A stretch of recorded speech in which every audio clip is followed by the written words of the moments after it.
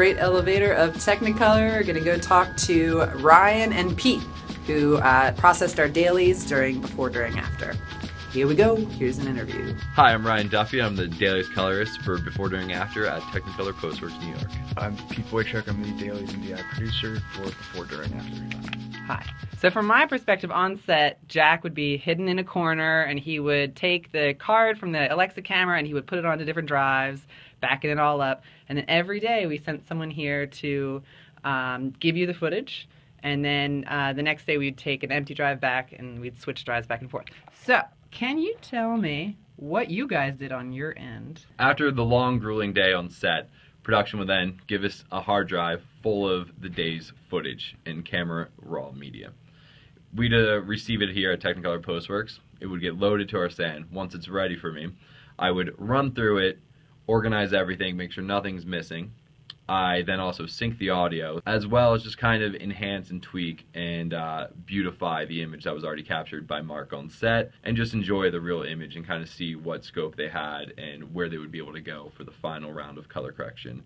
And then once that was done, we would render it out simultaneously in iPad delivery for Jack, and Avid 36 for the editorial team over at Cutter's post-production. Once Duffy finished, he pings the tech floor and email, says, hey, it's ready. We upload, and then we actually had, once it hit the server, it automatically downloaded to Cutter's devices on their end. So they came in and footage was ready to rock. Like the next day, they wake up the next morning and our footage from the day before is already processed and waiting for them. And for my end, it was like just every morning we woke up from an email from Duffy saying like, all's well, it's done. Here's your dailies report. Here's my dailies report. Which is cool to get a PDF with a breakdown and thumbnails, which comes out of the OSD and it automatically generates it, which is neat. And that's part of the beauty. I know some people who don't have access to, Technicolor and they're making an independent film, they're not going to be checking their footage on a daily basis and able to like catch problems. Like, yes, if you were to catch something that night, that footage is, not good if you catch something, but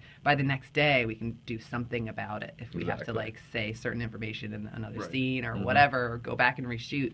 That's, like, a real luxury to be able to, like, depend on several knowledgeable eyes having seen the footage every day.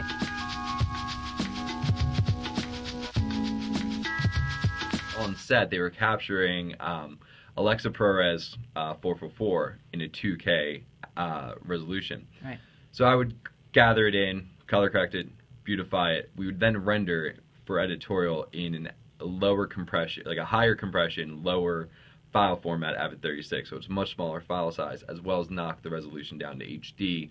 This way, for over all the course of days, it was just a faster, quicker workflow for editorial. Got it. And then what the real magic is that once they take their timeline that's been edited and locked, they deliver it back to us, Pete arranges it, and all of a sudden we link it right back perfectly to the 2K resolution files, and everything's restored in its original glory, and then we can then finish the film. Okay, so you make it just totally like workable and like, pocket size in a way, and then once the final cut is ready, then you just make it back to its original 2K. That makes sense. Yeah, you could pretty much bring the entire film on a hard drive around with you, cut it up. Yeah. Because if you shot 4K material, you can't bring around a 20 terabyte hard drive in you'd your be pocket, walking around with a RAID. Yeah, so exactly. or hence the term offline, online.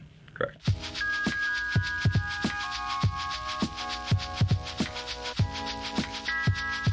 When dealing with Jack on this project, there was one scene specifically, New York Harbor.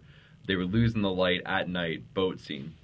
And it was kind of great to be able to deal with Jack, who instantly just flagged it right away before I ever saw the footage and just said, I want this in the camera log original capture, so I could then see what information he had. Because to have a director that was such a great colorist allowed me to kind of back off. We didn't have to raise any alarms. Also helped us production stop from having to refilm anything, because we could see the information, and right there the director knew what he could extract and how to perfect it. Jack's kind of seen it all on his end, from simple to complicated DIs, HD to 4K, and this one, I think he made the right decision going, we're going to shoot ProRes, we're going to shoot 2K, less of a data footprint, a little cost savings here and there, stick with a simple LUT and don't overcomplicate it. We could make it look, you could still make it look fantastic in the DI.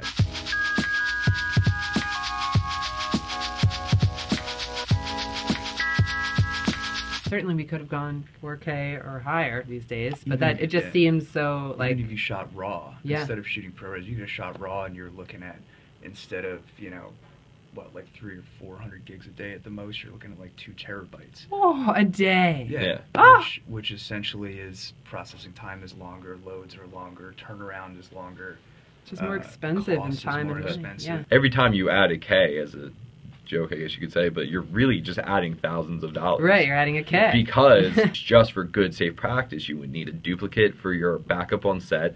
You also don't want to wipe your shuttle drive instantly because it has to be sent to the post facility.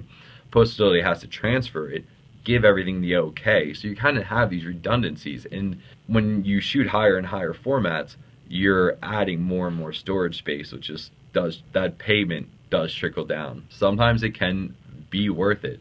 It's a matter of kind of knowing what you want to deliver, what you want to achieve, what you can afford, and kind of finding the best fit for that. A lot of indie jobs you see a lot of times, and you also see this on big budget jobs as well, is that they can very much overcomplicate the dailies and just the production system. Here at Technicolor in post-production world, we can essentially do everything. Anything you want, we can achieve through trial and error. But the only thing we can't do is we can't bring data back. If you expose a good image and you capture things properly with great depth of field, great exposure, the world is your oyster. So that's it. That's the interview about the Dailies process that before, during, after went through. If you have any questions, please comment below. Bye.